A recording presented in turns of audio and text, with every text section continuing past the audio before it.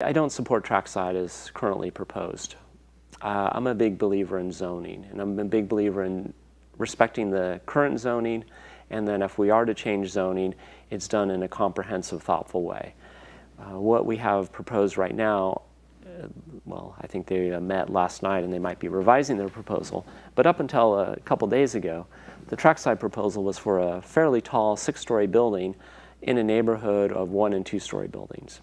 And the current zoning for that parcel is 3 stories. And so I don't believe that we have this sort of binary choice, which is do nothing or accept 6 stories. It's currently a 1-story, the building there is 1 story. If you went from 1 story to 3 stories, as it's currently zoned, you would be increasing density, you would be doing infill, there would be a bunch of positive benefits, and it would be less impactful to the current neighbors. So I think it is important not just to sort of ignore the zoning. I think the zoning is a good signal to the community as to what we think is appropriate, and it's meant to be done in a thoughtful, comprehensive manner. So one of the things I've had kind of a problem with is how a lot of the proposals come to us are sort of these one-off individual sorts of asks, and we're asked to change the zoning on a specific parcel. I think the much better approach is to look and over time, since the general plan, how have things changed? Should heights be different or should they not be different? And if we do want to go up, where should that be? I personally think the downtown could be, we could have more 3-story and 4-story buildings. And when I say 4 stories, I mean something about the height of the Chen building. To me, that's kind of a good kind of reference point. And does that mean I want everything to be 3 stories and 4 stories? Absolutely not. But I think what we don't want is this notion of, oh, we're going to do 7 or 8, or it has to be exactly as is. Sproul Hall is 9. That's the tallest building in Yolo County. Okay. So there's a building on 4th Street where, because Chuck Rowe understood the rules so well, he got 3.5 stories. 4th and F. That's the tallest building, I believe, in the city. 4th and F. It's a brown building. Okay. Yep. Yeah. I'm familiar with that. Yeah. Sure. I think PG&E had a local drop your bill off location there at some point. Well, but the point is, he's got a mezzanine between the 1st and 2nd floor that makes it really 3.5. And he's very upfront about that and says it's completely compliant with the city downtown requirements. Yeah. So, so we were talking. Go ahead. Just about any more about Trackside and then move on. Oh, just I think that taking that step back is quite reasonable to do, and I would say that one of the things, one of the votes that I regret being confronted with, and it was really due to the timing of the item coming before us, was we had a chance, it was called MACE 391. Basically, the council was given a decision. You either put this parcel in permanent ag easement and get several $1 million for that from grant money from the U.S. Department of Agriculture, or build on it. And there was some developer there who had kind of, look, here's a big check. I'm like Ed McMahon, we're going to make millions. And you're sort of, do I do A, do I do B? Do I do A, do I do B?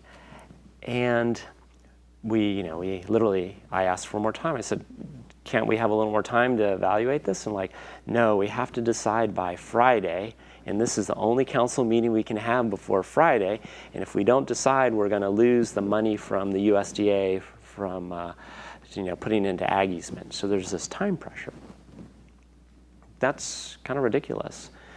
And really, if I had to do it all over again, I would have taken the 391 acres. This is a little east of Mace Boulevard, a little east of the currently proposed Mace Innovation Center. I would have split it in half and put the easternmost portion in permanent ag easement, and I would have kept the other 200 acres for the city. And right now we're being told that we need more expansion space for our businesses, and this is what's driving sort of the Mace Innovation Center.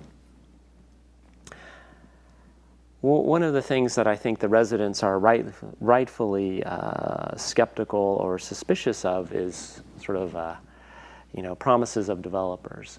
And I think people instinctually, and also from practical experience, know that when a lot of these benefits accrue, they apply to the developer, not necessarily the community.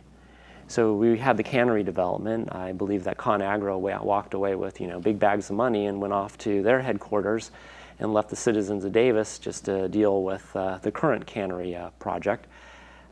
If the city actually owned the parcel that an innovation park was suggested to be on, we would control it. And any benefits that accrued would go to the citizens of Davis.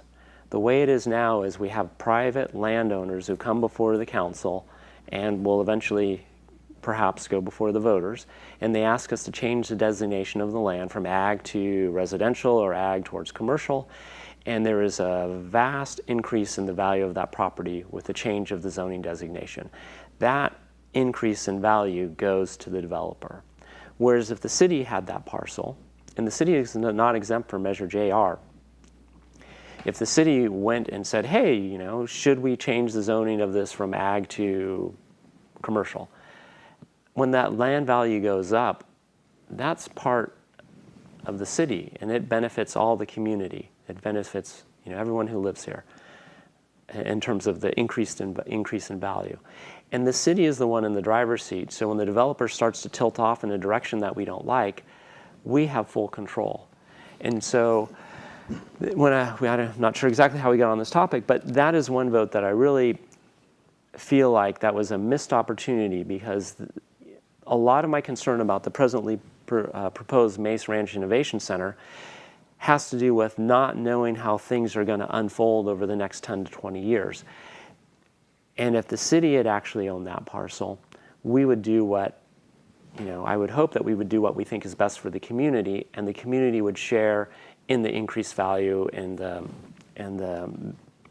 the benefits from having businesses located in Davis directly, rather than indirectly or being predicated on us writing a real rock-solid developer agreement.